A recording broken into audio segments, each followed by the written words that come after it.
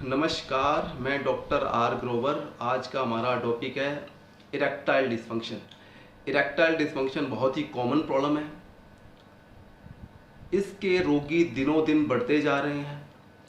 पहले के टाइम के 50 साल से ऊपर 60 साल के ऊपर के रोगी होते थे जो ये बताते थे कि उनको इरेक्शन की प्रॉब्लम है, अंगों में तनाव नहीं आ रहा। परंतु आज की डेट के अंदर 21 साल का, 18 साल का, 20-22 साल के युवा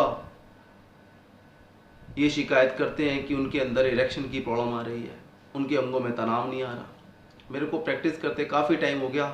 पहले मेरे पास जो रोगी आते थे 45 साल के ऊपर के रोगी आते थे, वो बताते थे कि डॉक्टर साहब हमें प्रॉब्लम आ रही है वाले। यंगर जो लोग होते थे बहुत कम होते थे, परंतु आज की डेट में कंडीशन चेंज हो गई। आज की डेट के अंदर यंगर पेशेंट बहुत आ रहे हैं जो ये बता रहे हैं कि उनको इरेक्शन की प्रॉब्लम आ रही है। ये कंडीशन देख के बड़ी हैरानी होती है मेरे को। अब सबसे बड़ी बात यह है कि उनकी सोच क्या रहती है। हर व्यक्ति ये सोचता है कि जो उसकी इरेक्टाइल डिसफंक्शन है उसकी दवाई ले और उसकी बीमारी सही हो जाए।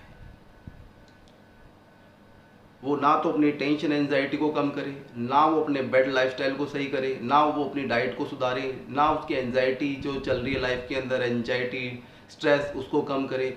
मतलब उसका लाइफस्टाइल तो बिल्कुल बेड चलता रहे और दवाई ले उसकी प्रॉब्लम सही हो जाए। कुछ हद तक होता भी है कि दवाई जब तक लेता है तब तक सही लेता रहता है।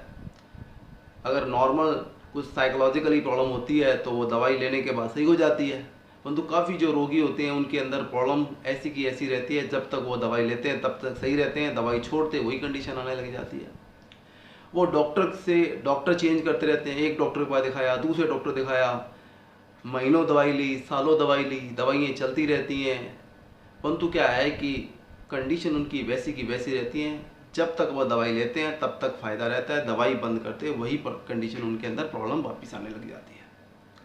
एक कंडीशन में आके वो सोचते हैं कि क्या उनकी दवाइयाँ बंद हो पाएंगी या उनकी ऐसी ही चलती रहेगी कंडीशन, क्योंकि लगातार दवाई लेने से दवाइयों का असर भी कम होना स्टार्ट हो जाता है। तो इसका जवाब मैं आपको बताना चाहता हूँ कि पहले आपको एनालाइज करना पड़ेगा कि रियल में प्रॉब्लम क्या है, प्रॉब्लम का कॉज क्या है और प्रॉब्लम कहाँ है। इसके लिए आपको समझना पड़ेगा कि इरेक्शन होता क्या है, इरेक्शन में कौन कौन इन्वॉल्व है। इसके लिए मैं आपको बताना चाहता हूँ कि इरेक्शन के अंदर आपका ब्रेन, आपके हार्मोन्स, आपके इमोशंस, आपका नर्व्स, मसल्स, जो ब्लड फ्लो बढ़ाती है, ब्लड वेसल्स, सारी इन्वॉल्व होती हैं। किसी भी में डिस्टर्बेंस आएगी तो आपकी इरेक्शन प्रभावित हो जाएगी, आपकी इरेक्शन में प्रॉब्लम आनी स्टार्ट हो जाएगी। हाँ, इसके लिए अगर आप बोल सकते हो कि आपका अल्कोहल लेना, तम्बाकू चबाना, नींद कम लेना, BP, sugar, thyroid, obesity, high cholesterol, low testosterone, जैसा अपने साइकोलॉजिकली में ले लें कि स्ट्रेस, एंजाइटी, यदि आपस में कोई रिलेशनशिप इशू है, ये सारी जिम्मेदार है। फॉर एग्जाम्पल, यदि आप तम्बाकू ले रहे हो तो नेचुरली बात है वो आपकी पेनिस के अंदर ब्लड का फ्लो कम कर देगा। आप अल्कोहल लेते हो तो नेचुरली बात है आपका टेस्टोस्टेरोन लेवल को कम कर देगा। मैं एक बात वापस कहना चाहूँगा कि यदि आप कोई दवा ले रहे हो, उसका फ़ायदा आ रहा है, आपको छोड़ते प्रॉब्लम आ रही है, तो नेचुरली बात है कि आपको ज़रूरत है अपने लाइफस्टाइल को चेंज करने की, आपको लाइफस्टाइल के बारे में सोचने की, आपको अपनी डाइट चेंज करने की। जो अधिकांश दवाई ले रही हैं वो आपके पेनिस में ब्लड का फ्लो बढ़ा रही हैं, परंतु जब तक आप दवाई ले रहे हो तब तक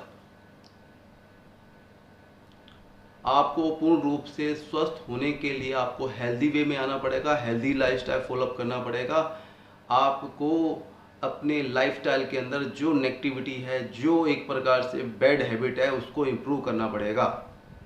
यदि आप तम्बाकू ले रहे हो उसको बंद करना पड़ेगा, अल्कोहल ले रहे हो उसको बंद करना पड़ेगा।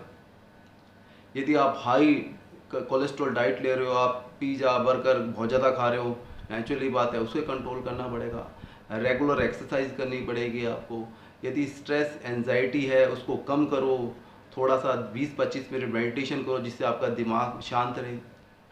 इसके अलावा प्रोटीन रिच डाइट लो। आप दूध के अंदर बादाम, काजू, किशमिश या ड्राई फ्रूट मिक्स करके ले सकते हो।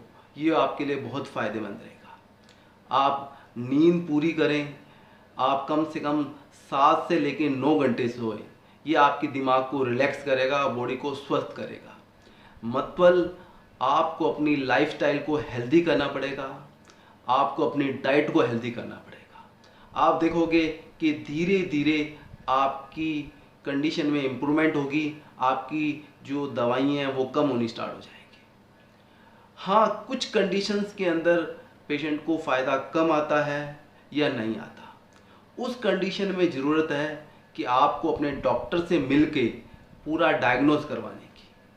आपको डॉक्टर से मिलके पूरी जांच करवानी चाहिए। डॉक्टर पहले आपका फिजिकल एग्जामिनेशन करवाएगा, आपकी ब्लड की जांच कराएगा, ब्लड के अंदर आपके हार्मोन्स की, टेस्टोस्टेरोन के लेवल की। यदि आपको कोई क्रोनिक प्रॉब्लम रहती है तो जैसे डायबिटीज हो गया, हार्ट की प्रॉब्लम हो गया, उसकी जांच कराएगा। यूरिन की या सीमेन की या पेनिस के अंदर ब्लड फ्लो चेक करने के लिए पेनाइल डोपलर स्टडी करवाएगा।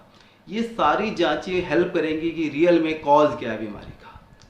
कोज को एनालाइज करने के बाद डॉक्टर आपको पूरा गाइडेंस देगा या मेडिसिन देगा आपको। तो मतलब क्या है कि आप उस मेडिसिन के साथ में आप हेल्दी लाइफस्टाइल फॉलो करो तो आपको बहुत अच्छा फायदा मिलेगा। धन्यवाद।